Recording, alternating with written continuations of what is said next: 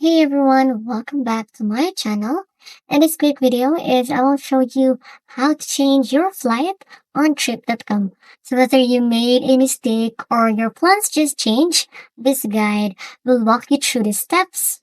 So of course, first thing you need to do here is to open the trip.com app or go to the official website, which is this one. And then here you'll be able to see here my bookings right beside your account. And then on the website, you can find it on the top menu. So here, you can choose the flight booking that you want to change. Make sure it's eligible for modification, or you can also cancel your trip here, guys. So here.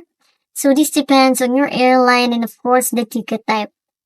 So if the changes are allowed, guys, you will see a button like change flight or modify booking. And then you just need to tap it to continue.